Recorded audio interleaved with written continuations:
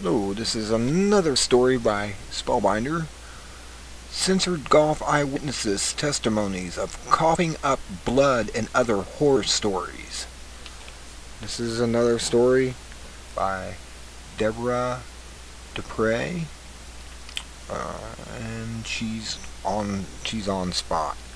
Coughing up blood is among the horrors that eyewitnesses are reporting in South Louisiana, where BP medics diagnosed a sudden widespread burning, itching skin lesions and marks as scabies or staph, and the government health focused on stress and mental conditions of millions of people. Imagine that. That's what they're calling it.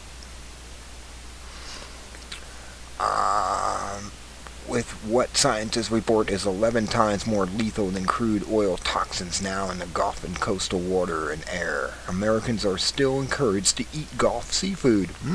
Tasty. On July 29th, Global Justice Radio, blog talk radio program hosted by Reverend T.K. Catherine O. Savannah Highland and Vince Bizzell, calls Agent Orange alert. Listeners heard eyewitness and personal accounts of internal bleeding from orifices, including coughing up blood and nosebleeds. There was a call-in from a woman stranded and ill with rashes on her body. She was calling for help. Callers described leg swelling among other effects since the oil explosion and lethal dispersant spraying operation. Project Gulf Impact reported on Intel Hub that thousands of adults and children in South Louisiana are reporting scabs, lesions, and skin rashes. One woman, preferring to remain anonymous, interviewed by the project, not only has the skin condition but also aching bones, weight loss, and stomach pains, inflammation in her legs, and stills developing in her styes developing in her eyes. Well, that rhymes. But there's a picture of it. That's what I want to do. Go down to the Gulf and get that. Metcha Welsh was a Gulf Coast volunteer in the Grand Island, Louisiana for 4 weeks. She then received a heavy toxic exposure during a 3-hour research team trip to Barteria Bay.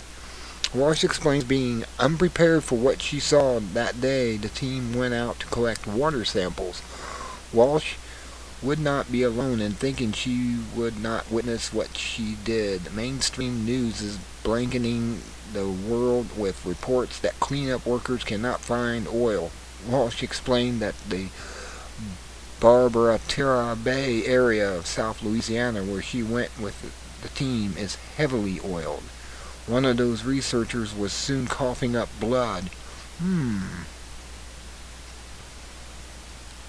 BP well is still constantly leaking oil. Nothing to see here by oil fill reported by Intel Hub follows. And this is the video.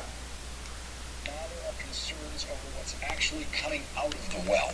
This morning, Dudley proclaimed BP hasn't oil flowing in 2 weeks. We haven't seen oil flow into the Gulf 18th of July.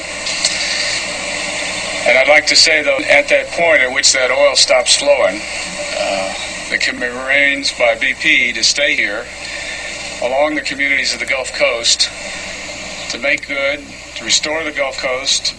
So just to clarify what actually happened here is the giant gushing spill has been reduced to a leak, something that is still constantly leaking oil. Exactly right. This stack started leaking almost immediately after they shut the well in as pressure built up on it. Now, BP's position seems to be, if I'm hearing it correctly, that there's no leaking at all. There's nothing to see here. At a briefing this afternoon, a BP executive went even further, saying definitely no oil has flowed out of that wellhead since July 15th. Is that true? It's not true. The wellhead is leaking. Now, obviously, it's not leaking like it was, but it does show some problems with the wellhead itself. Now, will the wellhead fail during a top static kill procedure? We don't. It just sure seems like an unnecessary risk to take. Plus, there is going into the Gulf. See? Oil still flowing. Oh well. Lies.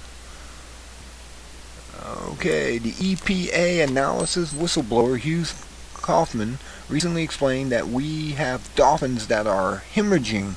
People who work near it are hemorrhaging internally, and there's what dispersants are supposed to do.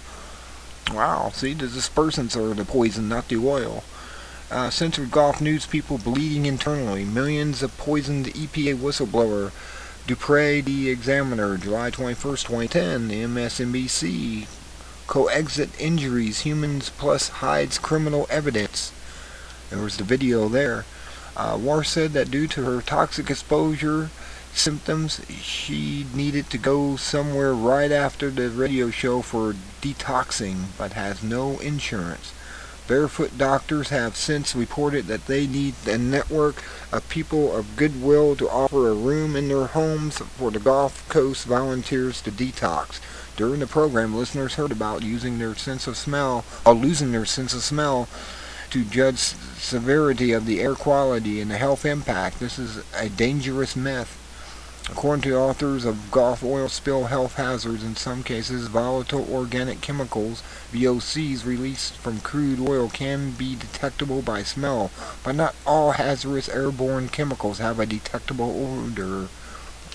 No odor. The absence of oil odor does not mean that there are no crude oil chemicals in the air. The authors highlight that the children and adults with asthma and other respiratory health problems, therefore COPD, can experience serious health problems as a result of exposure to irritants, including those from oil spill chemicals. Below exposed rates of EPA claims could cause short-term health problems.